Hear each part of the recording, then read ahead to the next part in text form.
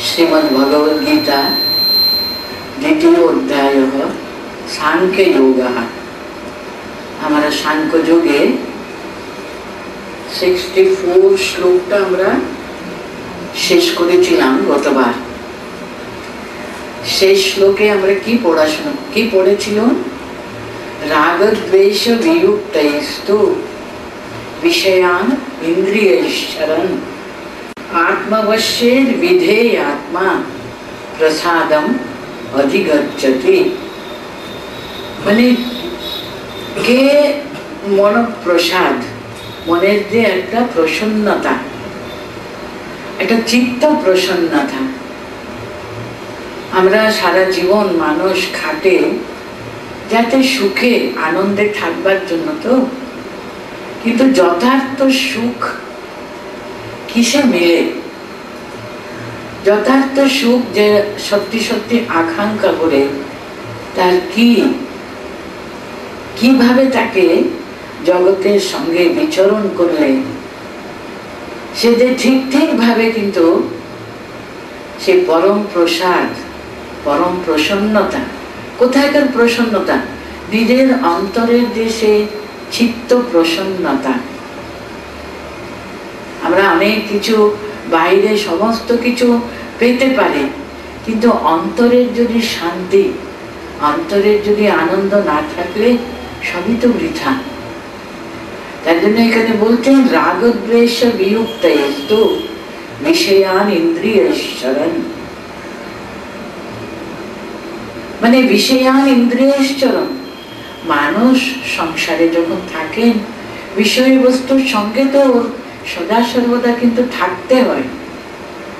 সে তো সবকিছু ছেড়ে গিরি গুহায় একেবারে সন্ন্যাস অবলম্বন করে তো সবাই থাকতে পারে না। কিন্তু এখানে থেকেও, সংসারের ভিতরে থেকেও কেমন ভাবে মানুষ চিত্ত প্রসন্নতা লাভ করতে পারে, সে পরম শান্তি, পরম একটা চিত্ত আনন্দ প্রশান্তি, সেই উপায় এখানে বলছেন। যিনি বিধেয় আত্মা, রাগদ্বেষ বিयुक्तैस्तु विषयान इंद्रियैश्चरन् आत्मवश्येर विधेय आत्मा। এই বিধেয় আত্মা কথা হলো এখানে সাবজেক্ট। যার মন, যার চিত্ত তার নিজের নিয়ন্ত্রণে আছে, তিনি হলেন বিধেয় আত্মা। সে জানে কি নিয়ে আনন্দ করতে হয়, কি নিয়ে শান্ত থাকতে হয়, সবকিছু কিন্তু তার নির্ণয়ে থাকে। দেখবেন একজন বিরাট বড় অফিসার, কত তার শক্তি সামর্থ্য, কত মানুষকে সে কন্ট্রোলে রাখে, কত কি করে, তাই না? অথচ ওর যদি ভিতরে নিজের, সে তার নিজের মনের উপরে যদি নিয়ন্ত্রণ না থাকে, রাগ এবং দেশ মানেটা কি? অনুরাগ এবং বিদ্বেষ।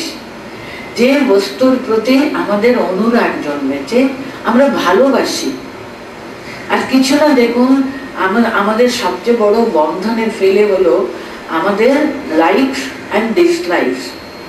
আমরা কোনো জিনিস আমাদের ভালো লাগে, কোনো জিনিস আমাদের ভালো লাগে না। আমরা যে ভালো লাগাটা তার দাস হয়ে যাব, যে ভালো না লাগাটা এমন ভাবে মন থেকে নির্দেশ করতে থাকবো। এটাই কিন্তু আমাদের সবচেয়ে বড় পাশ, সবচেয়ে বড় বন্ধন। কিন্তু সেটা আমরা বুঝি না, কারণ আমাদের যে প্রিয় বস্তুগুলোকে পেয়ে আমরা এত আনন্দ পাই, সুখ পাই, আমরা মনে করি আমাদের সর্বকিছু হয়ে গেছে, আমরা পরম সুখী। কিন্তু আমরা সুখ উপভোগ করব, কিন্তু দাস হয়ে কেন উপভোগ করব? তাদের দাসানুদাস হয়ে কিন্তু তাদের অধীনে চলে গেলে কিন্তু আমরা কিন্তু সেটা সুখ না, তাদের হাতের পুতুল হয়ে যায়। কিন্তু ইনি কি করেন? রাগদ্বেষ বিयुक्तैस्तु। ওর কোন প্রতি প্রচন্ড অনুরাগও নেই, আর প্রবল বিদ্বেষও নেই। কিন্তু সমস্ত বিষয়বস্তুর মধ্যে তিনি রয়েছেন, কিন্তু অথচ কারোর প্রতি ভীষণভাবে অনুরক্ত নন, আর কাউকে অন্তর দিয়ে একেবারে সহ্য করতে পারে না, সেরকম না। যেমন আমরা দেখুন এখন ভীষণ গরম পড়েছে, তো যে বাবা প্রথম কথা পরস্পরের সঙ্গে আমরা মিলিত হলে প্রথম কথা কি বলি, বাবা কি গরম কি গরম। আচ্ছা, গরমের সময় তো আমরা একেবারে ঠান্ডা, বাইরে সমস্ত আকাশ বাতাস একেবারে খুব সুখর হিতকর থাকে, থাকে কি? কখনো থাকে না। আর প্রচন্ড শীতের সময় তাই, তাই না? আমরা জানি এটা গরমের সময়, এটা সামার, আমরা জানি কখনো খুব বেশি হয়, কখনো কম হয়। এইভাবে আর কি মেনে নেওয়া, তার সঙ্গে এটা আমার প্রাপ্ত এই সময়, এটাই আমাকে সহ্য করে নিতে হবে, তার উপরে আমি নিজেকে নিয়ন্ত্রণ রাখবো। আমরা তার দাসানুদাস হয়ে যাব না আর কি। রাগদ্বেষ বিযুক্তৈস্তু বিষয়ান ইন্দ্রিয়ৈশ্চ। রাগ এবং দেশকে নিজের নিয়ন্ত্রণে রেখে তিনি বিষয়বস্তুর মধ্যে কিন্তু থাকেন, থাকে না? থাকেন, কিন্তু তিনি কিন্তু কি করেন? আত্মবশ্যের বিধেয় আত্মা, সবকিছু কিন্তু নিজের নিয়ন্ত্রণে থাকে। তিনি কিন্তু প্রসাদম অধিগচ্ছতি, এটাই আমরা গতবার এখানে পড়ে শেষ করছি। এই যে প্রসন্নতা সে লাভ করল, আমরা কিন্তু এই সাংখ্য যোগের প্রথম দিকে যখন অর্জুন প্রশ্নগুলো জিজ্ঞাসা করলেন, স্থিতপ্রজ্ঞা কা ভাষা ব্রজে তো কি, ও কেমন ভাবে আচরণ করে। যিনি স্থিতপ্রজ্ঞ ব্যক্তি, যার প্রজ্ঞা, যার বুদ্ধি সবকিছু কিন্তু প্রতিষ্ঠিত, কিন্তু কোথায় প্রতিষ্ঠিত? আত্মাতে প্রতিষ্ঠিত। তার নিজের সবকিছু কিন্তু তিনি স্থিত হয়ে আছেন, আত্ম প্রতিষ্ঠিত তিনি। আমরা অনেক সময় বাইরে যদি অনেক ওরা প্রতিপত্তি লাভ করে থাকলে আমরা বলবো উনি খুব প্রতিষ্ঠিত। জাগতিক ব্যাপারে প্রতিষ্ঠিত হতে পারেন, সে জাগতিক বিষয়বস্তু আপনারা জানেন অতি ক্ষণস্থায়ী, কিন্তু এই আছে, এই চলেও যেতে পারে, কখন যে আসে কখন যে চলে যায়। কিন্তু তিনি যদি আত্মপ্রতিষ্ঠিত যদি হন, তিনি জানেন লাভ লোকসান, যখনই আমরা বিজনেসে নামবো লাভ লোকসান কিন্তু থাকবেই। ভালো মন্দ আমি জগতে বাস করব, আমি ভালো মন্দ আমি উপভোগ করব না, কখনো ভালো সময় কখনো মন্দ সময় আসবে, দুটোতেও কিন্তু উনি স্থিত থাকেন। হ্যাঁ, এই যে প্রসন্নতা, মনের প্রসন্নতা কখনো বিচ্যুত হয় না তার। এই যে প্রসন্নতা কেমন, উনি কেমন বিচরণ করেন? স্থিতপ্রজ্ঞস্যা কিং ব্রজেত কিং, এই প্রশ্ন ছিল, কেমন তিনি জগতে বসবাস করে বিচরণ করেন কেমন? তার উত্তরে কিন্তু এই 65 থেকে আরম্ভ হয়েছে। বলে বলতেন, প্রসাদে সর্ব দুঃখানাম হানিহি অস্তে উপজায়তে প্রসন্ন চেতসো হি আশু বুদ্ধিঃ পরিবতিষ্ঠতে। বলতেন অস্য প্রসাদে, এটা মনের প্রসন্নতা লাভ করলে কি হয়েছে? অস্য তার, যার মনের প্রসন্নতা লাভ করেছেন, চিত্ত প্রসন্ন হয়েছে, চিত্ত প্রসাদ লাভ করেছে, সে তার কি হবে? সর্ব দুঃখানাম হানিহি উপজায়তে, তার সমস্ত দুঃখ,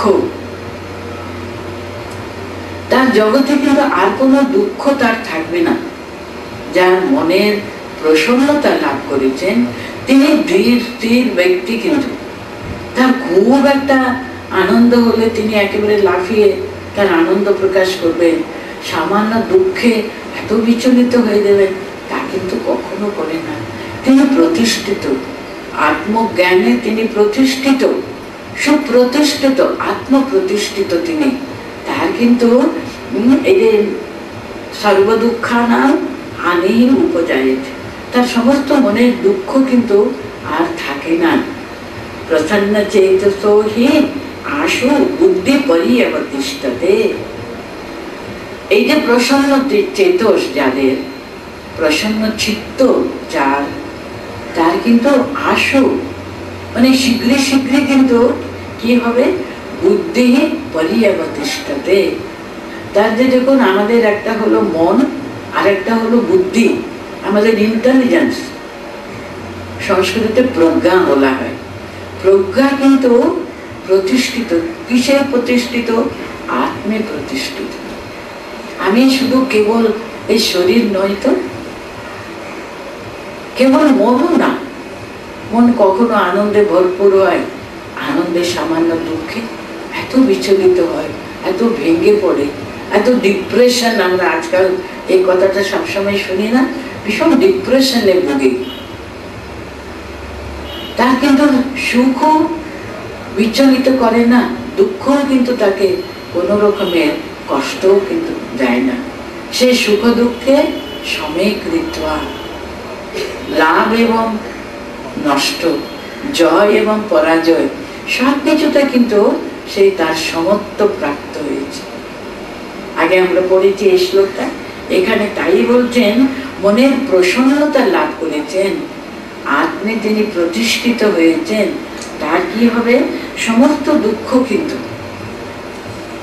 যত রকমের আমাদের দুঃখ দৈন্য, কায়িক বাচিক মানসিক সব দুঃখ কিন্তু তার নিবারণ হয়ে যায়। আর বুদ্ধি পর্যবতিষ্ঠতে, সেই বুদ্ধিটা কিন্তু মানে প্রজ্ঞাটা কিন্তু আত্মে প্রতিষ্ঠিত থাকে। ও জানে আমি শুধু এই শরীর না, কিন্তু শরীর আমরা দেখি প্রতি মুহূর্ত পরিবর্ততে, ইট ইজ চেঞ্জিং, আমরা হয়তো প্রতিদিন লক্ষ্য করব না, প্রতি বছরও হয়তো লক্ষ্য করতে পারবো না, কিন্তু ক্রমশ আমরা বুঝতে পারি না বলুন। কতটুকু ছোট শিশু আমি জন্মেছিলাম, কেমন আস্তে আস্তে আস্তে বড় হয়েছি, কৈশোর, শৈশব হলো, কৈশোর হলো, যৌবনও আস্তে আস্তে কেটে যাচ্ছে, বার্ধক্য, তারপরে একদিন এই শরীর পড়েও যায়। তাহলে এই শরীর তো আমি হতে পারি না, আমার যে রিয়েল সেলফ সেটা শরীর হতে পারে না, কারণ আমি এই সত্তারূপে আমি কিন্তু শুধু শরীরে অবস্থান করি না, আমার মনও না, বুদ্ধিও না। তাহলে এই সবকিছুর উপরে আরেকটি সত্তা রূপে রয়েছে, সেই সত্তাতে আমি যদি প্রতিষ্ঠিত হতে পারি, সেই সত্তাই হলো সচ্চিৎ আনন্দ স্বরূপ, সচ্চিদানন্দ স্বরূপ। ওই হলো আমার আসল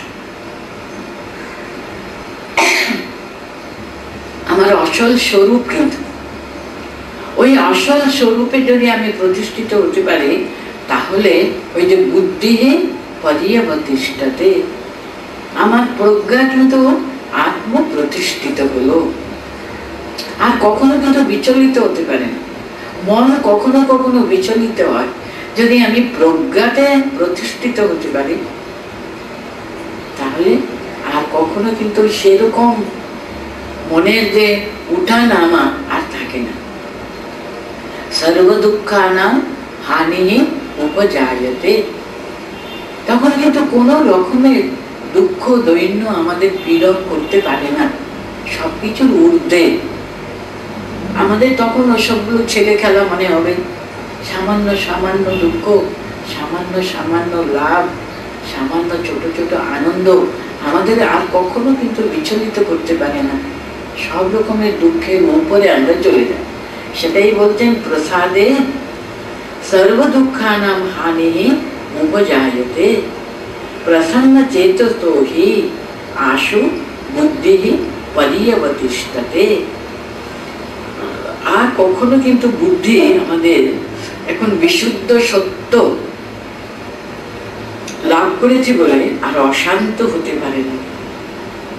আমাদের ঈশ্বর বুদ্ধিতে, ঈশ্বর জ্ঞানে প্রতিষ্ঠিত হয়ে যাবে, মানে আমাদের স্বরূপে ও সম্পূর্ণভাবে দৃঢ়ভাবে প্রতিষ্ঠিত হয়ে যাবে আর কি।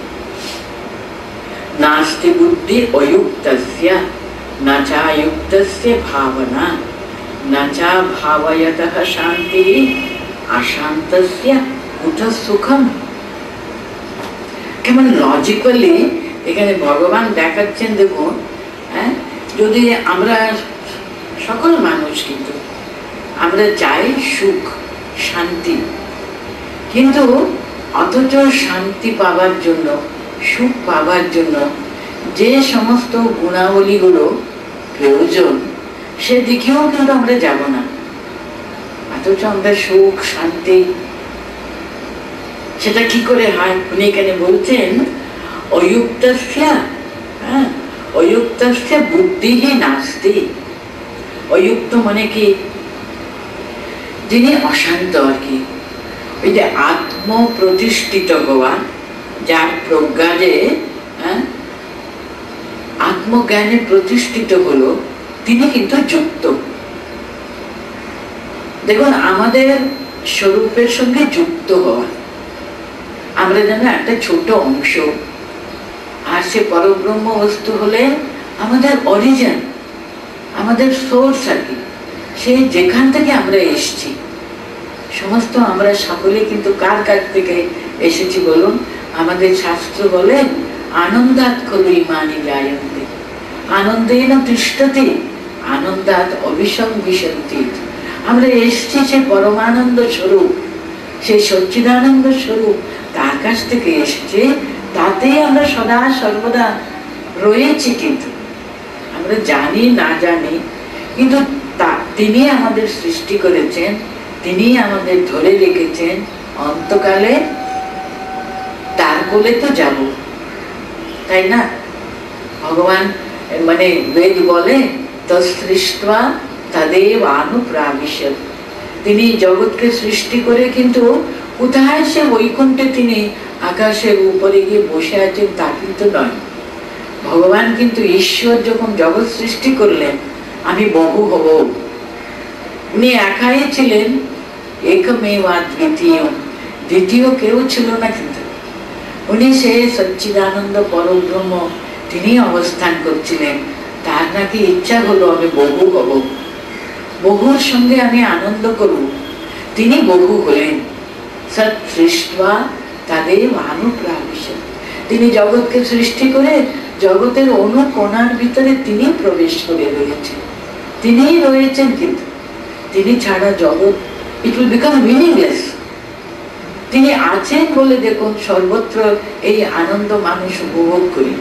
তিনি আছেন যেখানে যেখানে আমাদের যাহা যাহা নেত্র পড়ে, তাহা তাহা কৃষ্ণস্পুরে।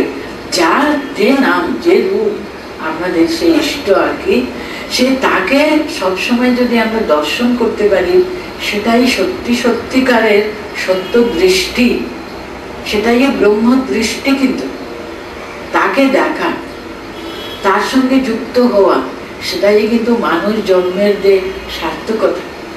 অযুক্তস্য এখানে মানে যিনি যুক্ত নন, তিনি সেই পরব্রহ্ম বস্তুর সঙ্গে যুক্ত হওয়ার ইচ্ছাও নেই, তার প্রয়োজনও অনুভব করে না। তিনি অযুক্ত। এত বিষয়বস্তু, এত ক্ষণস্থায়ী, এই সমস্ত বিষয়বস্তুর সঙ্গে নিজেকে এমনভাবে আইডেন্টিফাই করে আমরা, আমাদের দুঃখের কারণ কিন্তু সেটাই। এক্ষুনি আমরা পড়লাম না, রাগদ্বেষ, ওটা নিয়ে আমাদের আনন্দ। কাকে পেলে আমাদের খুব খুশি হচ্ছে, আমরা কাকে অপছন্দ করি, দূরে সরিয়ে রাখবার চেষ্টা করি আমরা, তাতেই কিন্তু আমাদের জীবন ক্ষয় হয়ে যাচ্ছে। কিন্তু এই সবকিছু চেঞ্জিং ওয়ার্ল্ড, কিছু ভালো কিছু মন্দ, সবার পিছনে কিন্তু অস্থি রূপে, অস্থি ভাতি প্রিয় সচ্চিৎ আনন্দ স্বরূপ তিনি যে রয়েছেন, তিনি কিন্তু সত্যারূপে সমস্ত জগৎকে ওতপ্রোত ভাবে তিনি কিন্তু একেবারে পরিব্যাপ্ত করে রয়েছেন। আমরা কেন সেই সত্যার সঙ্গে আমরা যুক্ত হব না? সে তো পরম শ্রেয়, সে তো পরম পদ, সে পরম সত্তা। জগতের একটি মাত্র পরম সত্য রয়েছে, সেটা হলো তিনি। সত্যারূপে সমস্ত জগৎকে তিনি ওতপ্রোত ভাবে পরিব্যাপ্ত করে রয়েছেন। তার সঙ্গে যুক্ত হতে পারলে কিন্তু মানুষ সে পরমানন্দ লাভ করে। এখানে বলছেন তার জন্য অযুক্তস্য, যিনি সেটা চান না। এই এই সব পাসিং ফেজার্স, এই আছে এই নেই, এই ক্ষণস্থায়ী বস্তুর সঙ্গে আমাদের দুঃখ, আমাদের আনন্দ, আমাদের সবকিছু যেন অস্তিত্ব, শুধু তাকে নিয়ে আমরা ব্যস্ত থাকলে কি হয়, সে অযুক্ত কি হচ্ছে, নাস্তি বুদ্ধি।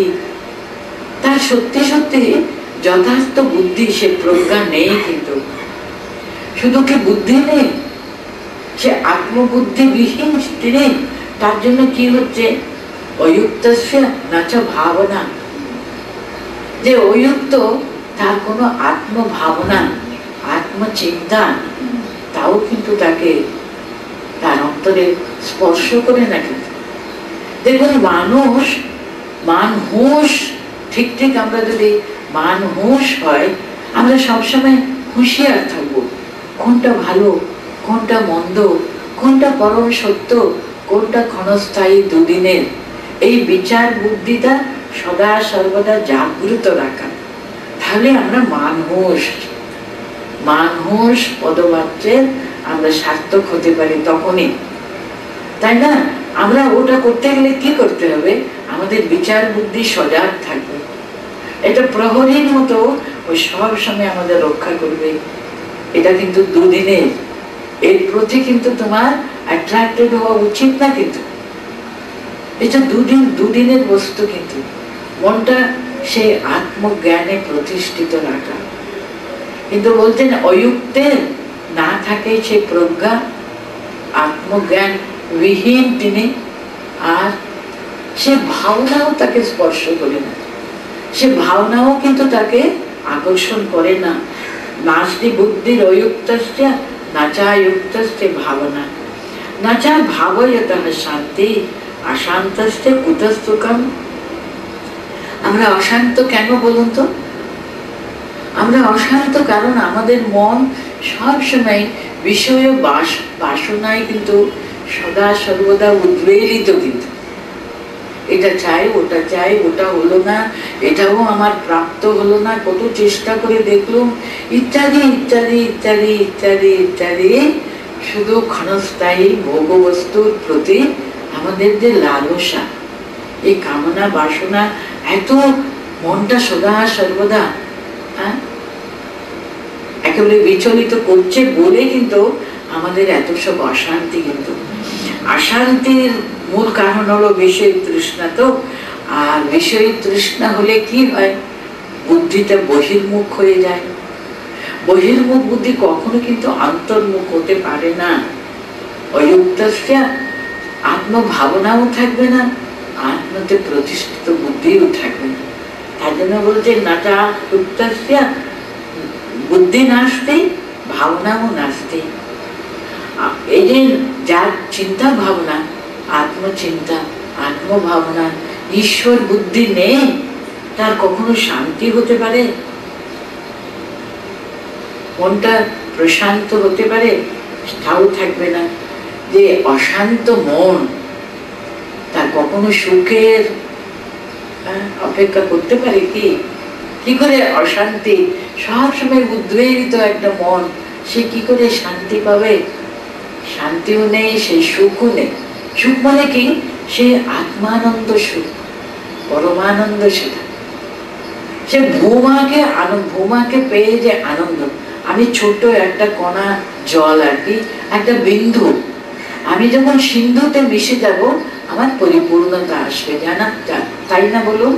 যখনই আকাশ থেকে এক বিন্দু জল পড়লো আর কি বৃষ্টির সময়, তাদের জীবনের তাদের একটা লক্ষ্য হলো বিশাল বড় জলের সঙ্গে মিশে তারা যেখান থেকে এসেছিলেন সেই সমুদ্র গিয়ে তারা মিশবে।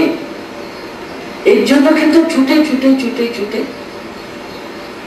দৌড়য়, সে ভূমা বস্তুকে পেতে হয়। আমাদের শাস্ত্র বলে ভূমা ওই তৎ সুখম না অল্পেন সুখম অস্তি। আমরা অনুভব করি না বলুন? যতই সুখ থাকুক না কেন, মনে শান্তি থাকে না। যদি আমাদের মন সবসময় বিষয় তৃষ্ণাতে যদি সবসময় লালায়িত থাকবে, এটা হলো না, ওটা চাই, ওটা চাই, এটাই দ্বন্দ্বে একেবারে উদ্বেলিত থাকে মন, তার জন্য আমাদের শাস্ত্র বলে না কামানাম, কামনা কামনা পরিপূর্ণ করতে গেলে কখনো শান্তি আসে না। আপনারা যজাতি রাজার গল্প শুনেছেন না? দেখুন তখনকার দিনে কত কত আয়ু থাকতো। এই রাজার নাকি অনেক অনেক দিন উপভোগ সুখ ইত্যাদি ইত্যাদি উপভোগ করেও কিন্তু যখন বার্ধক্য এসে গেছে তার মনে বড় দুঃখ হয়েছে। কারণ কামনা বাসনা এখনো কিন্তু ওর শমিত হয়নি, বন্ধ হয়নি, কিন্তু এখনো তার মনে এত বিষয় তৃষ্ণা। তার জন্য তার একজন ছেলের কাছ থেকে তিনি সব ছেলেকে জিজ্ঞেস করেছেন। কেউ তখনকার দিনে নাকি এরকম সুবিধা ছিল বলে আমি জানি না, যৌবনটা ধার করা যেত।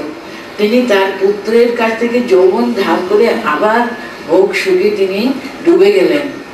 কিন্তু তিনি পরে অনুভব করলেন কত কত হাজার বছর নাকি উপভোগ করেও দেখলেন না, কামনার দ্বারা কামনার কখনো তৃপ্তি হয় না। কিন্তু আমরা যেমন অগ্নিতে আমরা নির্বাপিত করব, হ্যাঁ, ওটা করে দেবো, নষ্ট করে দেবো বলে ঘি ঢালতে থাকলে কখনো অগ্নি নিবারিত হয়? ঠিক তেমনি কামনা উপভোগে না কামনা মুক্ত হতে পারে না। উপভোগ করে কিন্তু কামনা বাসনাকে আমরা শেষ করে দেব, তা কখনো হতে পারে না। আমরা বুঝে নিতে হবে। যেমন একটা শিশু আগে জানতো না আগুনে হাত দিলে হাত পুড়ে যাবে, জানতো না, ইগনোরেন্স। ওর জ্ঞান হলো আগুনের কাছে হাত দিলে পুড়ে যাবে, আর কি হাত দেবে? কখনো দেবে না, ও দেখে সরে যাবে। কিন্তু এটা বিচার বুদ্ধি মানুষেরই আছে, কিন্তু পশু পাখিদের কিন্তু বিষয় বুদ্ধি মানে বিষয়ে লালসা বলুন, এই বিচার বুদ্ধি একদম নেই। আমাদের এই পঞ্চ জ্ঞানেন্দ্রিয় কিরকম ভাবে আমাদেরকে আমাদের ইন্দ্রিয় বহির্মুখী ইন্দ্রিয় তো বাইরে সব কিছু তৃপ্ত করবার জন্য ছুটে ছুটে যেতে থাকে। যেমন দেখুন আমাদের এই যে চোখ আর কান, নাসিকা, জিহ্বা, ত্বক, এই যে পঞ্চ জ্ঞানেন্দ্রিয় রয়েছে, রূপ, রস, গন্ধ, স্পর্শ ইত্যাদি, সেই সব দিকে অ্যাট্রাক্টেড হয়ে সবসময় মন সেদিকে ধাবিত হতে থাকে। এই সমস্ত কিছু ইন্দ্রিয়গুলোকে যদি আমরা কন্ট্রোল না করি তাহলে সে অযুক্ত হবেই। অযুক্তস্য বুদ্ধি নাস্তি, অযুক্তস্য ভাবনাও নাস্তি। যে ভাবনা নেই তার শান্তিও নেই, যার শান্তি নেই সেই যথার্থ সুখ আর কি, সে আত্মানন্দ লাভ, পরমানন্দ লাভ তার কখনো হতে পারে না। সেটা বলে তিনি আমাদেরকে বুঝাচ্ছেন, ইন্দ্রিয়াণা হি চলতাম ইয়ান মনো অনুবিধীয়তে তদসি হরতি প্রজ্ঞাম বায়ুর নাবাম ইবাম বসি। ইন্দ্রিয়াণাম হি চলতাম, আমরা অজ্ঞান বশত কি করব? ইন্দ্রিয় যা যা চাইবে তার পিছনে মনটা ছুটতে থাকে। তাকে যদি আমরা অনুসরণ করতে থাকি তাহলে কি হবে? আমাদের প্রজ্ঞা, আমাদের যে সে বুদ্ধিটা আর কি, রূপ, রস, গন্ধ, স্পর্শ, শব্দ আর কি, যেখানে যেখানে যেখানে আমাদের নিয়ে যায়। যেটা আমি বলছিলাম, দেখুন পশু ওর বিচার বুদ্ধি নেই।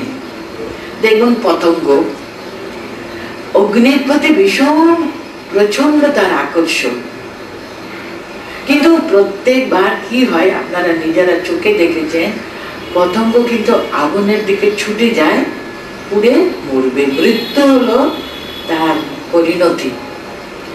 সে কি একবার হয়েছে? দেখবেন যখনই ছুটে যায় তখনই মরে যায়। কিন্তু সে জ্ঞান ওর নেই। মানে ভ্রমর মানে হলো তার যে এটা আকর্ষণ, অগ্নির যে রূপ ওকে এমন ভাবে আকর্ষণ করে সেখানে গিয়ে মৃত্যু। এরকম একটা সংস্কৃত শ্লোক আছে, যেমন কুরঙ্গ, কুরঙ্গ মানে হরিণ, হরিণের আকর্ষণ হলো কিন্তু ধ্বনি আর কি, শব্দ। তার জন্য দেখবেন যারা হান্টার্স তারা কি করে সুন্দর করে বাঁশি বাজায়, দেখবেন তখন হরিণ সেই শব্দে আকর্ষণ হয়ে কিন্তু যেখানে থাকুক না কেন শব্দের আকর্ষণে চলে আসে। হাতিও চাই, মাতঙ্গ কিন্তু স্পর্শ সুখ, তার ত্বক মানে স্পর্শ তাকে আকর্ষণ করে। দক্ষিণ দেশে একটা জায়গা আছে কেড্ডা বলে, সেখানে প্রচুর হাতি। ওরা কেমন ভাবে হাতিটা ওরা ধরে সেটা ওরা দেখায়, এক্সপেরিমেন্ট করে বড় বড় গর্ত করে দেয়, ওর উপরে এমন পাতলা করে একটা বাঁশের একটা কি পেতে তার উপরে অনেক কিছু করে দেয়। আর হস্তিনীকে ওরা ওখানে রেখে দেয়। হস্তিনীর কাছে এসে তার স্পর্শ অনুভব করবার জন্য it gets attracted। আর ওখানে এলে কিন্তু তার ওই বিরাট বড় গর্তে পড়ে যায়, আর উঠবার ক্ষমতা থাকে না। ওই রকম কতদিন ধরে ওকে ওখানে ফেলে রেখে তারপর ওকে আস্তে আস্তে আস্তে শিকল দিয়ে বেঁধে তুলে নেয়। মানে কিরকম ভাবে এরা পশু, কিন্তু আমরাও যখন পশু ছিলাম ওই রকম এক একটা ইন্দ্রিয়ের অধীনে তার অ্যাট্রাকশনে কিন্তু আমরা বারে বারে আমাদের জীবন একেবারে বিনাশ প্রাপ্ত হয়েছে। এখন তো মানুষ জন্মে কিন্তু বিচার বুদ্ধি জেগেছে, তো man is a rational being. মানুষ কিন্তু কোনটা ভালো কোনটা মন্দ বিচার বুদ্ধি আছে। ভগবান মানুষকেই কিন্তু এই বিচার বুদ্ধি প্রদান করেছেন। কিন্তু তার জন্য human birth is the crown of creation, এই কথাটা বলা হয় না। মানুষ শরীর হলো সর্বশ্রেষ্ঠ। মানুষ শরীর হলো ষষ্ঠ সমস্ত জীবজন্তুর ভিতরে সর্বশ্রেষ্ঠ। কেন? যেমন ঠাকুর বলেছেন, মানুষ কি কমগা, মানুষ ভগবানকে পেতে পারে, ভগবানের চিন্তা করতে পারে, আর তো কোনো জীবজন্তু পারে না। মানুষ বিচার করতে পারে কোনটা ভালো কোনটা মন্দ, কোনটা সৎ কোনটা অসৎ, কোনটা চিরদিনের কোনটা দুদিনের। একটু বিচার করবার ক্ষমতা শুধু মানুষেরই আছে।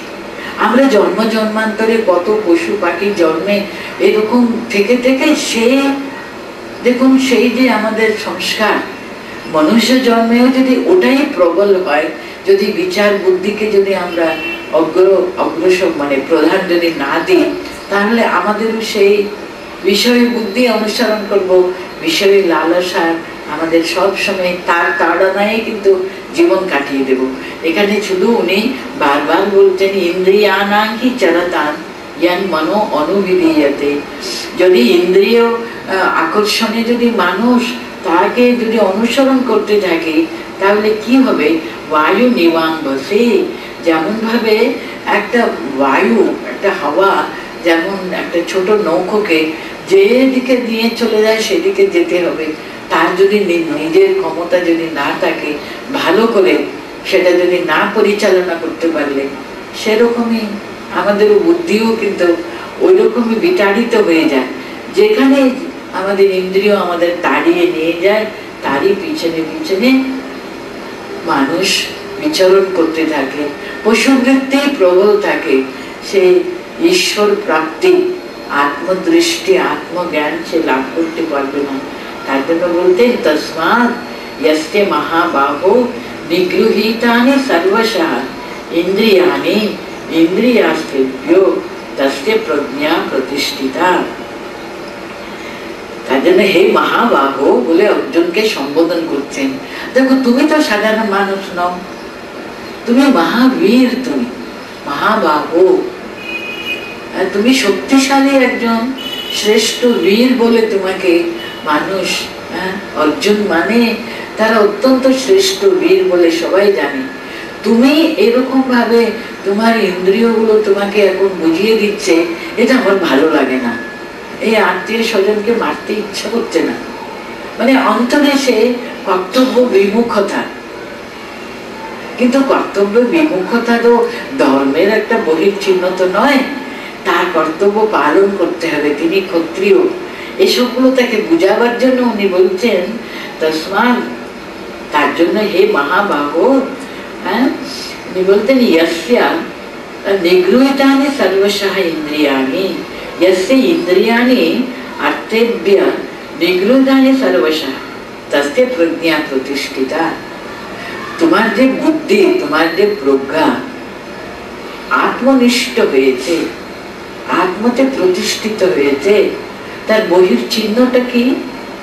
বহির চিহ্ন হলো তোমার সমস্ত ইন্দ্রিয় তোমার কন্ট্রোলে আছে। তুমি না মহাবীর, তুমি জানো তোমার শত্রুদেরকে নিয়ন্ত্রণে রাখতে পারো, তোমার অন্তর্নিহিত ওই শত্রুদেরকে তুমি নিয়ন্ত্রণে রাখতে পারবে তুমি, কারণ তুমি তো দেশের লোক নয়। তুমি তো, আমরাও যদি আমাদের যখন কোনো দুর্বলতা এসেছে তখন যদি আমরা মনে রাখতে পারি আমি কি দেশের, আমি কার সন্তান, আমি কার কাছ থেকে কৃপা পেয়েছি, সে মহামন্ত্র লাভ করেছি, আমি কি এই সাধারণ সাধারণ কি একটুখানি রাগ দ্বেষ ইত্যাদি তাতে আমি এত উত্তেজিত হয়ে যাব? এটা কি আমার সাধে? এটা আমি কি দেশে? দেখুন ভগবান অর্জুনকে মনে করে দিচ্ছেন, হে মহাবাহু, তুমি যে শ্রেষ্ঠ বীর, তোমার কি উচিত? তোমার নিগ্রহিতানি সর্বশঃ, তোমার সমস্ত ইন্দ্রিয়দেরকে তুমি নিজের নিয়ন্ত্রণে রাখো। কারণ যার ইন্দ্রিয়গুলো তার কন্ট্রোলে থাকে তারই কিন্তু প্রজ্ঞা, তার যে অন্তর্নিহিত সে প্রজ্ঞা, সে বুদ্ধি একেবারে আত্মপ্রতিষ্ঠিত, কিন্তু সে পরম সত্যে প্রতিষ্ঠিত। তোমারও তাই হওয়া উচিত, তুমি তাই করবে। তস্মাৎ ইয়স্য মহাবাহো নিগৃহীতানি সর্বশঃ ইন্দ্রিয়াণি ইন্দ্রিয়স্যার্থে। ইন্দ্রিয় আছে আমাদের, বাইরে বিষয়বস্তু আছে, ইন্দ্রিয় তো আমার, ওইগুলো অন্তত আমি আমার নিয়ন্ত্রণে রাখবো।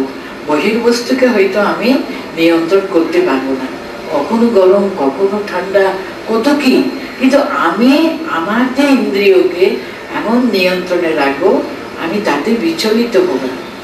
আমি জানি এই সময় আমাকে এইভাবে থাকতে হবে, তাতে নিজেকে প্রোটেক্ট করতে হবে। আমি জানি না, আমার তো ভগবান সে বুদ্ধি দিয়েছে। ইন্দ্রিয়ার্থ মানে বিষয়বস্তু সবসময় ইন্দ্রিয়কে আকর্ষণ করে, কিন্তু আমি যদি ইন্দ্রিয়কে ঠিক ঠিক আমার নিয়ন্ত্রণে রাখলে আর কখনো কিন্তু দুঃখ আসবে না, আর কখনো কিন্তু আমরা বহির প্রকৃতির দ্বারা বিচলিত হব না। এটাই উনি বারবার তার প্রজ্ঞা, তখন প্রজ্ঞা প্রতিষ্ঠিত হলে কিন্তু পরম শান্তি, পরম শান্তি হলে কিন্তু পরম আনন্দ লাভ করে যায়।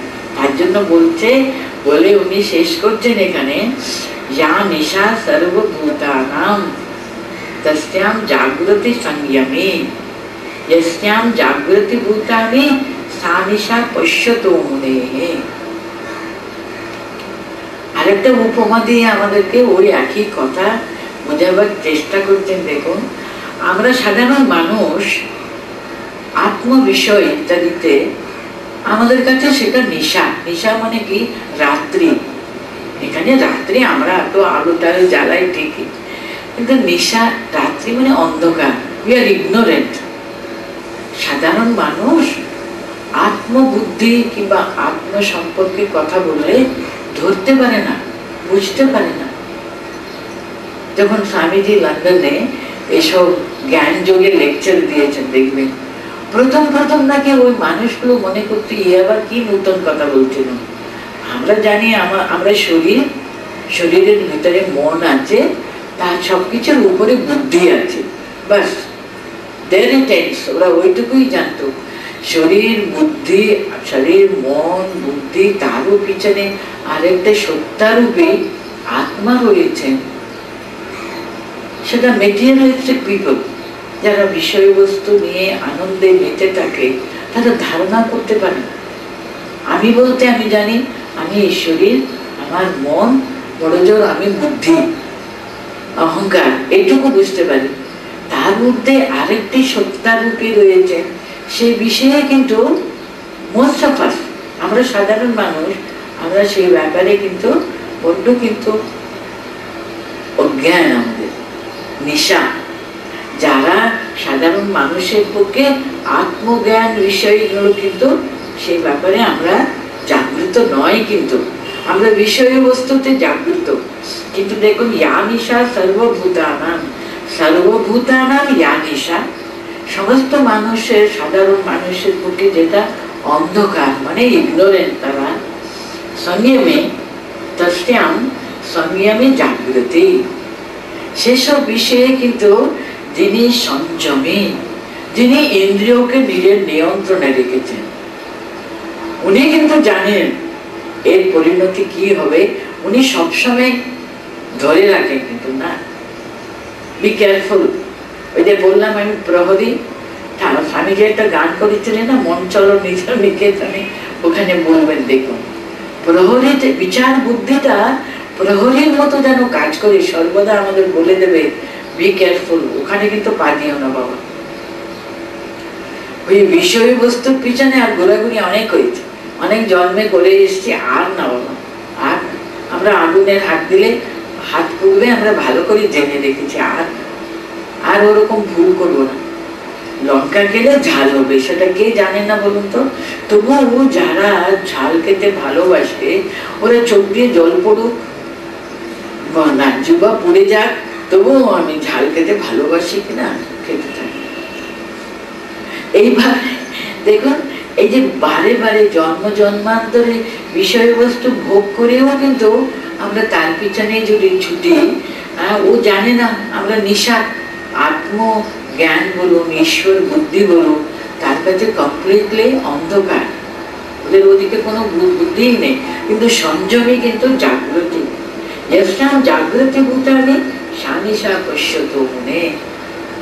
যে সমস্ত বস্তুতে সাধারণ মানুষ সবসময় জাগ্রত, কিন্তু সেখানে যিনি যে সদা সর্বদা নিজেকে সংযম করে রাখে, ও কিন্তু ওদিকে তাকিয়েও দেখবে না। ও জানে ওই বুদ্ধি নেই, ওদিকে তাকাবেও না। দেখুন কিরকম নিজের সমস্ত অঙ্গ প্রত্যঙ্গকে কিন্তু কন্ট্রোলে রাখা যায়। আপনারা দেখবেন চৈতন্য মহাপ্রভু কিংবা এরকম মহাপুরুষদের জীবনে তাকে পরীক্ষা করা হচ্ছে নাকি, ওই যে গুঁড়ো চিনি আছে না, তার জিহ্বাতে ওই চিনিটা দিয়েছে, ও সমস্ত ঘুরে আসে। আবার দেখুন আমরা চিনির নাম শুনলে কিন্তু আমাদের জিহ্বাতে জল শুকতে থাকে। উনি ওই যে বিশেষ করে গুঁড়ো চিনি মানে সঙ্গে সঙ্গে জল হয়ে যায়, কিন্তু নিজের কন্ট্রোলটা এমন আছে তার প্রত্যেকটি, তার ইন্দ্রিয়, তার সমস্ত অঙ্গ প্রত্যঙ্গের উপরে। ওই গুঁড়ো চিনিটা পরে যখন গুরু উফ করে উড়িয়ে দিলে সব কিন্তু উড়ে গেল, একটা দানাও কিন্তু লেগে রইল না। এটা কাল্পনিক না, এটা ওদের জীবনে ঘটেছে, কিছু স্পর্শই করতে পারতেন না। সে রামকৃষ্ণদেবকে পরীক্ষা করবার জন্য টাকাটা তার বিছানার ভিতরে রাখা হলো। উনার সমস্ত শরীরটা দেখুন, ত্যাগটা কত ত্যাগের স্বরূপ তিনি, ত্যাগীশ্বর তিনি। উনি স্পর্শ মাত্র উনি একেবারে চিপকে উঠেছেন, উনি ওখানে স্পর্শ সহ্য করতে পারলেন। উনি পরীক্ষা করতেন তার মনকে, এটা দেখো তোমার চোখের সামনে আছে, তুমি উপভোগ করতে যাও, করো না, এই তো তোমার সামনে, তোমারই নিজেরই এটা। ওই সঙ্গে সঙ্গে মনটা এমন সবকিছু আড়ষ্ট হয়ে গেল, শরীরটা পর্যন্ত আড়ষ্ট হয়ে যেত। এটা দেখুন, এটা তো কোনো কাল্পনিক কোনো গল্প কাহিনী নয়, এটা কতদিন আগে, মাত্র কত সামান্য কিছু বছরের আগে দেখবেন এসব আমাদের চোখের সামনে ঘটিত ঘটনাগুলো কিন্তু দেখাচ্ছেন মানুষ এইভাবে। কিন্তু উনি মানুষ রূপে এসে আমাদেরকে দেখাবার জন্য তো তিনি অবতার রূপে আসেন।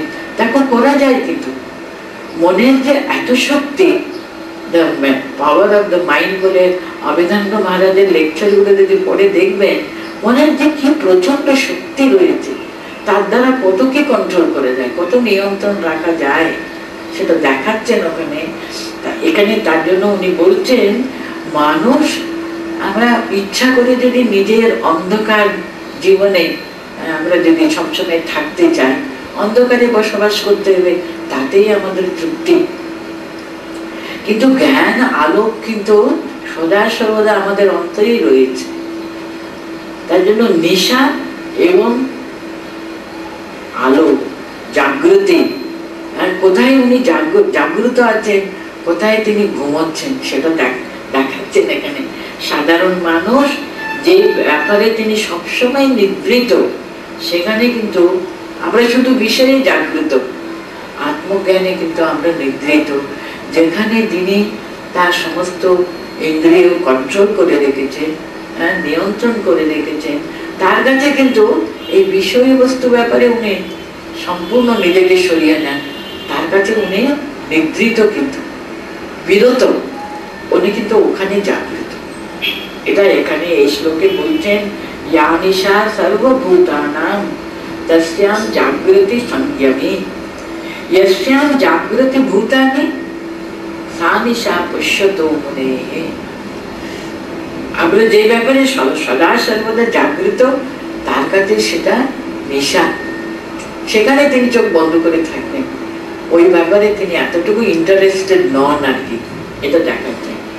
আপূর্যমানমচল প্রতিষ্ঠম সমুদ্রমাপ প্রবিশন্তি সদ্যদ্বৎ তদ্বৎ কামায়ং প্রবিশন্তি সর্বে সা শান্তিমাপ্নোতি না কামকামী।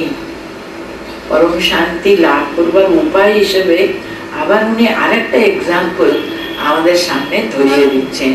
দেখুন, আমি আগেই বলেছি গীতা যেন মায়ের মতো। হ্যাঁ, সো মেনি রেপিটেশন। আপনাদের মনে হতে পারে কি একই কথা বারে বারে বারে বারে বলছে বাবা। একই কথা বারে বারে না বললে আমাদের মনে এত দৃঢ়ভাবে অঙ্কিত হবে কি করে বলুন? মায়ের গীতাকে তো অম্বত্বাম অনুসন্ধামি, গীতাকে বলা হচ্ছে মা গীতে, হ্যাঁ তোমাকে আমি অনুধ্যান করছি। কেন মা দেখবেন বুদ্ধেশানন্দ মহারাজ অনেকবার বলতেন না, মা বোধহয় 90 বছরের মা, তার ছেলে কিন্তু বোধহয় 68 আর 70 হতে পারে, তবুও মা কিন্তু ওই একই কথা সারা জীবন বলতে থাকবে। ছেলে বাইরে বেরোবে, মা কিন্তু বলবেন বাবা সাবধানে সাবধানে যাবে বাবা। একই কথা পুনরুক্তি হতে পারে, কিন্তু মা তো সেই পুনরুক্তি বারে বারে বলে বলে না আমরা সবসময় জাগ্রত থাকবো। এখানে দেখবেন একই কথা। কিভাবে যে পরম শান্তি লাভ করা যায়? দেখো, মানুষ আপূর্যমানম অচল প্রতিষ্ঠান সমুদ্রম আপহ প্রবিশন্তি যদ্বৎ। যদ্বৎ মানে যেমন, আপহ আপূর্যমানম অচল প্রতিষ্ঠান, সমস্ত নদী নদ সব এসে সমুদ্রে মিশে যায়, তাদের সব জল ওরা প্রতি মুহূর্ত ওখানে কিন্তু খালি করে নিচ্ছে, ঢেলে দিচ্ছে। কিন্তু সমুদ্র কিন্তু যেমন আছে তাই থাকবে।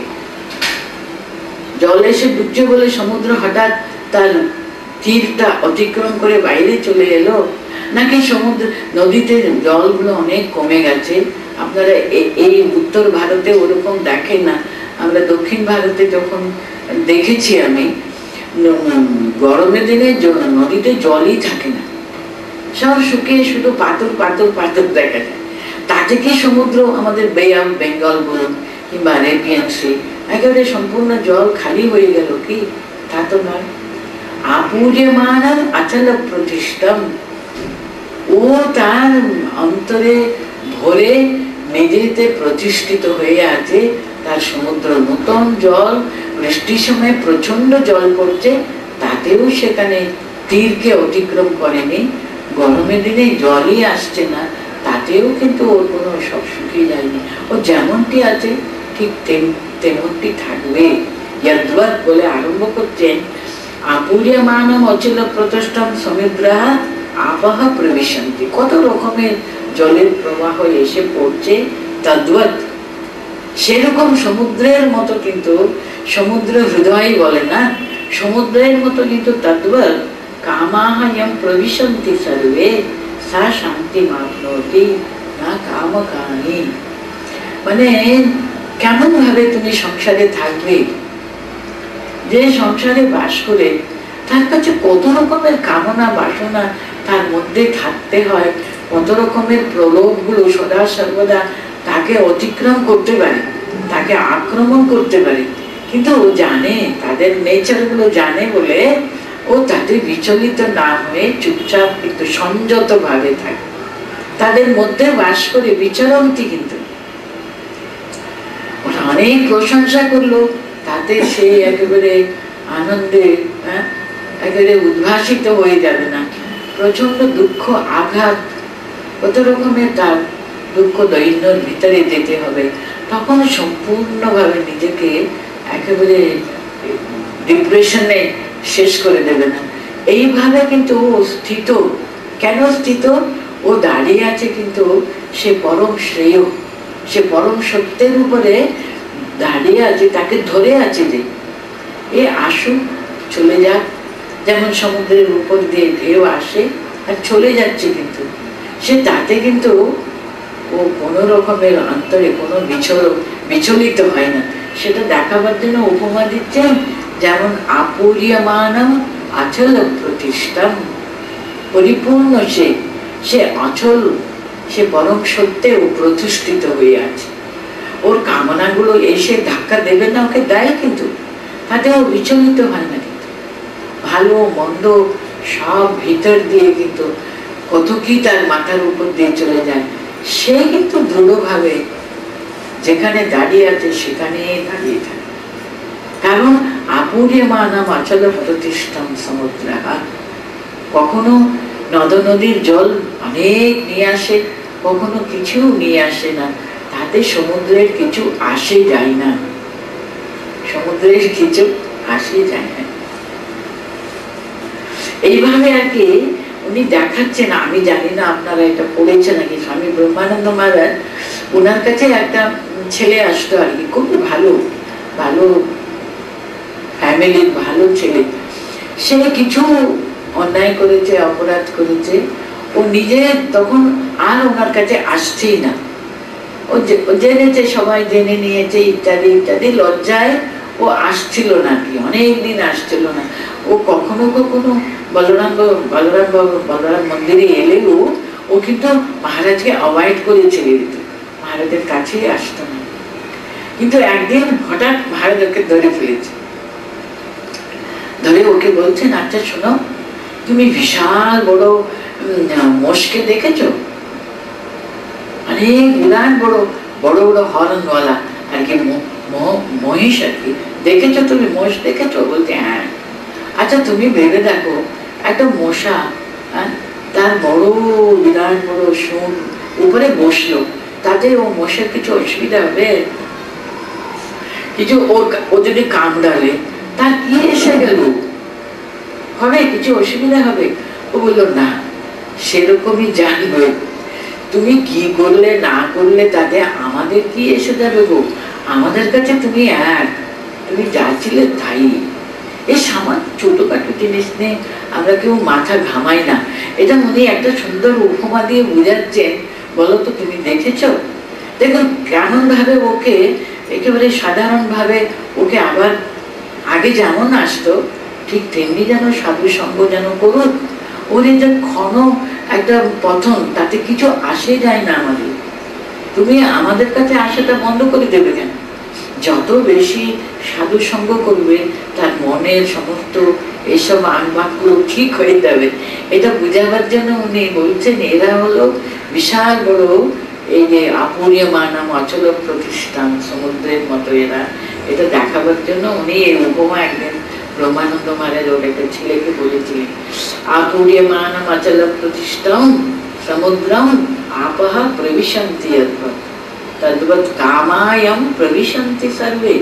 কত কামনা বাসনা, কত রকমের প্রলোভন তাকে বারে বারে তাকে আক্রমণ করতে পারে, কিন্তু তাতে উনি বিচলিত হন না। তাই জন্য শেষ লাইনে বলছেন, যিনি অবিচলিত থাকেন তিনি পরম শান্তি লাভ করবেন। যিনি কামনা বাসনার পিছনে পিছনে ছুটতে থাকবেন তার কখনো কিন্তু পরম শান্তি লাভ হয় না। বলে উনি এবার দ্বিতীয় অধ্যায়টা শেষ করছেন, বিহায় কামান সর্বান পুমাংশরতি নিস্পৃহা নির্মমঃ নিরহংকারঃ সা শান্তি মাপ্নোতি। সে পরম শান্তি কে লাভ করবে? কি সুন্দর করে বলছেন দেখুন, কাম ইয়া মানে যিনি সর্বান কামান বিহায়া, তার মনে যে কামনা বাসনা এটা উঠতেই থাকে না সব সময়। আমাদের মনটা পরীক্ষা করে দেখবেন, এটা চাই ওটা চাই এটা চাই, এটা মনের ভিতরে সদা সর্বদা এই বিষয় বাসনাগুলো সবসময় মনেকে চঞ্চলিত করতেই থাকে। এই সমস্ত কামনা বাসনাকে তিনি দূর করে দিয়েছেন নিস্পৃহা, কোন রকমের স্পৃহা নেই, যা আসবে তাতেই সে সন্তুষ্ট।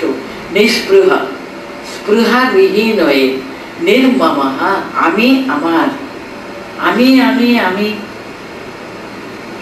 আমার অস্তিত্ব সম্পর্কে আমি এত সচেতন সদা সর্বদা।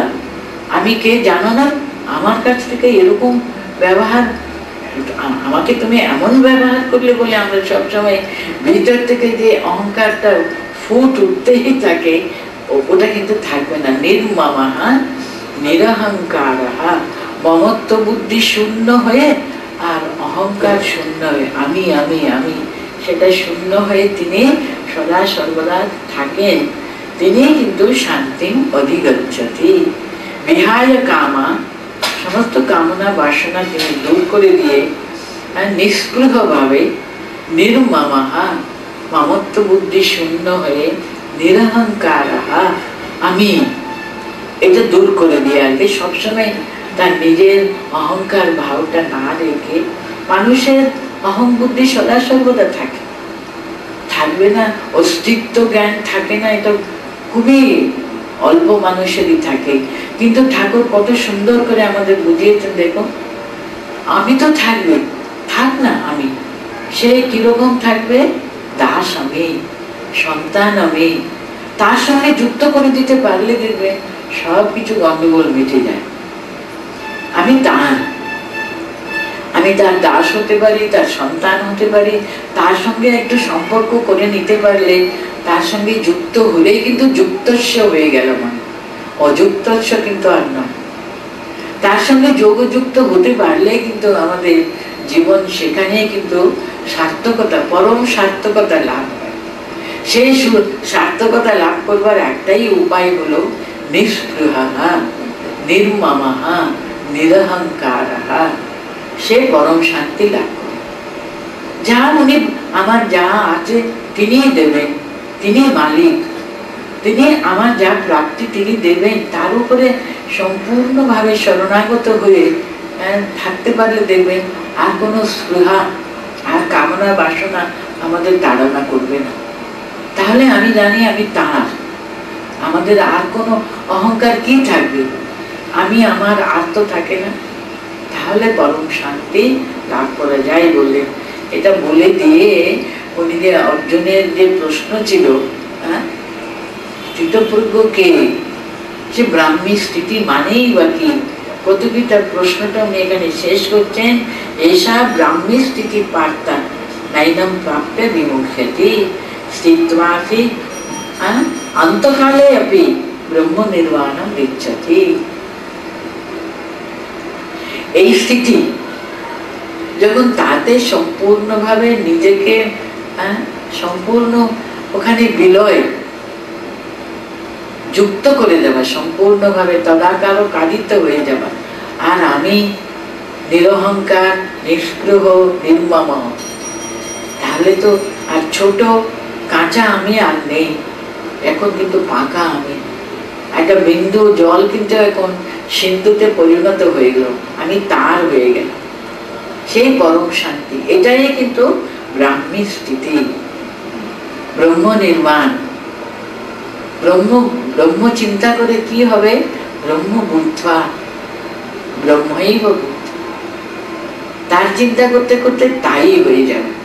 স্বামী যে কি সুন্দর রিলিজিয়ন ডেফিনিশন দিয়েছেন, it is being and becoming, you are that. তো আগে আমাকে জেনে নিতে হবে আমি সেই, আমি তার সন্তান, আমি তার সঙ্গে যুক্ত, কিন্তু তার কাছ থেকে আমি এসছি, তাতেই আমার স্থিতি শেষে তারই কোলে আমি চলে যাব, তাতেই লয় প্রাপ্ত হব। আমি তারই অংশ, তারই একটা ছোট্ট কিরণ। সূর্য যেমন তার বিভিন্ন কিরণগুলো যেমন, আমি তারই একটা ছোট অংশ হতে পারি। পরে কি হবে? তাতেই মিলিত হয়ে যাবে। সে মিলিত হওয়া, তার সঙ্গে যুক্ত হওয়াই কিন্তু ব্রাহ্মী স্থিতি। এসা ব্রাহ্মী স্থিতি পার্তা। একবারও যদি তুমি এই স্থিতি, এই অবস্থা প্রাপ্ত হলে কখনো কিন্তু আর বিচ্যুতি ঘটে না।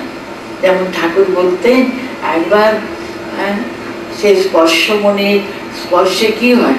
সোনা হয়ে গেলে তারপর যেখানে তোমাকে ফেলে রাখুক না কেন, তুমি তো সোনাই থাকবে, আর তোমাকে কেউ পাল্টাতে পারবে কখনো কিন্তু নাই। বলতে নাইনাম প্রাপ্য বিমুচ্যতি, একবার তুমি স্পর্শ করেছো তাকে, বাস হয়ে গেল। স্থিত্বাপি অন্তকালে আপনি, এই স্থিতিটা হয়তো সারা জীবন দশায় আমরা পেলাম না, কিন্তু মৃত্যুকালেও যদি প্রাপ্ত হয়, আমরা সারা জীবন তার জন্য, মৃত্যুকালে প্রাপ্ত হওয়া মানে কি সারা জীবন তার জন্য চেষ্টা করা দরকার। তা হলে দেখবেন সারা জীবন যা করেছি তাই কিন্তু মৃত্যুকালেও কিন্তু আসে। আরেকটা কথা আছে, মৃত্যুকালে যেটা আমরা ভাববো তাই তাকে ধরে ধরে কিন্তু আমাদের নেক্সট বার্থ হবে। কিন্তু যদি মৃত্যুকালে ভগবানের স্মরণ নিলে কি হয়, আর বাবা এই যাওয়া আসা থেকে আমরা মুক্ত হয়ে যাব, যেখান থেকে এসেছি সেখানে আমরা ফিরে যাব। সেটাই কিন্তু মানুষ জীবনের পরম প্রাপ্তি। কিন্তু পশু পাখি এসব জীব জন্তু রূপে যতক্ষণ আমরা জন্মাই আসা যাওয়া থাকেই, কিন্তু মানুষ শরীর প্রাপ্ত হলে কিন্তু there is a chance to get liberation. মোক্ষ প্রাপ্তির এই মনুষ্য শরীর হলো সর্বশ্রেষ্ঠ। আমরা তার কাছ থেকে এসছি, কত জন্ম ধরে ঘুরে ঘুরে বেড়াচ্ছি, আর কি নিজ নিকেতনে কি ফিরে যাব না? নিজের নিকেতন থেকে কবে বেরিয়ে পড়েছি বলুন তো?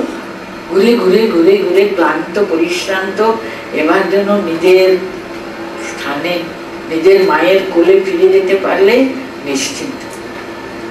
সে ব্রাহ্মী স্থিতি যদি শেষ মুহূর্তেও যদি আমরা তাকে স্মরণ করতে করতে, তার চিন্তা করতে করতে শরীর ত্যাগ করতে পারলে, ঈশ্বর মানে চিন্তা, তার জন্য দেখবেন সব সময় মৃত্যুর সময় সবাই মিলে কিন্তু ভগবানের নাম করি। কিসের জন্য? যাতে তার বুদ্ধি যেন স্থির হোক, সে ভগবত শক্তির সঙ্গে মিলে যায়, আর যেন ফিরে যেন না আসা হয়, তাই না? এটাও তাই জন্য ভগবান বলে দিচ্ছেন, এই স্থিতি তোমার সারা জীবনে তুমি চেষ্টা করে গেলে কিন্তু তুমি প্রাপ্ত হলেই হলো। মৃত্যুকালেও যদি প্রাপ্ত হও তাহলে কোনো চিন্তা করো না। কারণ যেমন হাতিকে ভালো করে পরিষ্কার পরিচ্ছন্ন করে ভিতরে ঢুকিয়ে দিলে হলো, আর কোনো ভয় নেই, আবার ওই সমস্ত ধুলো খাদা মাখবে না, হয়ে গেল, ওর জন্ম থেকে মুক্তি পেয়ে গেল। তাই জন্য মৃত্যুকালেও যদি তুমি প্রাপ্ত হও তাতেও কিন্তু ব্রহ্ম নির্মাণ হচ্ছে, এই পরম শ্রেষ্ঠ সে নির্মাণ পদ তুমি লাভ করবে বলেছে। এখানে কিন্তু সেকেন্ড চ্যাপ্টার শেষ হল, সাংখ্য যোগ সবচেয়ে বড় অধ্যায়, আর আছে শেষ মুখ্য যোগে কিন্তু এরকমই 72-73 না কত শ্লোক আছে। এই বড় অধ্যায়টা কিন্তু এখানে শেষ হল। সাংখ্য যোগকে বলা হয় সমস্ত গীতার তো সূত্র, মানে গীতার যে সার সর্বস্বটা কিন্তু আমরা এই দ্বিতীয় অধ্যায় এই সাংখ্য যোগে পাই। এখানে আপনারা দেখলেন প্রথমে উনি আমাদের আত্মা যে শরীর আলাদা, আত্মা আলাদা, এটা উনি যে আরম্ভ করলেন ভগবান তাকে বোঝাতে অর্জুনকে। নাইনম চিন্তন্তি শাস্ত্রাণি শস্ত্রাণি নাইনম দাহতি পাবকাহ ইত্যাদি শ্লোকে আত্মস্বরূপটা তিনি আগে বোঝালেন। এই আত্মজ্ঞান লাভ করতে গেলে যত পথ আছে তার সমস্ত পথের সমন্বয় কিন্তু আমরা এই দ্বিতীয় অধ্যায়ে পাই। কারণ তুমি ভক্তি মার্গে যেতে পারো, মত পারাহা, আমাকে তুমি ভগবানকে তুমি পরম শ্রেষ্ঠ জ্ঞানে তার সঙ্গে যুক্ত হবার চেষ্টা করতে পারো ভক্তি মার্গে। কর্মমার্গের কথা বললেন, কেমন ভাবে নিষ্কাম ভাবে কাজ করতে হবে। যোগা কর্মস্তু কৌশলম কর্মণ্যেবাহি অধিকার না ফলেষু কদাচন। তোমার কর্মেরই তোমার অধিকার, কর্মের ফলের প্রতি তো তোমার অধিকার নেই। তুমি সম্পূর্ণ নিষ্কাম ভাবে কাজ করে যাও। কর্মযোগের কথা বললেন, সাংখ্য যোগের কথা বললেন, মানে জ্ঞান যোগের কথা বললেন, আত্ম কথা বললেন, ধ্যান যোগের কথা বললেন, কর্মযোগের কথা, এরকম সমস্ত 4টে যোগের সমন্বয় কিন্তু আমরা এখানে পাই। আর কিরকম ভাবে মানুষ তার পরম শ্রেয় লাভ করে সে পরম প্রাপ্তি, মানুষ জীবনের যে সে পরম প্রাপ্তি, পরম সত্যকে জানা, সত্যার সঙ্গে তদাকার পালিত হওয়া, একীভূত হয়ে যাওয়া, তার উপায়টা উনি সম্পূর্ণভাবে বলেছেন বলে সাংখ্যযোগকে বলা হয় গীতার্থ সূত্রাহা। সূত্রাকারে সমস্ত গীতার যে অর্থ, তার মর্মার্থ এই সাংখ্যযোগেই কিন্তু উপদেশ করেছে।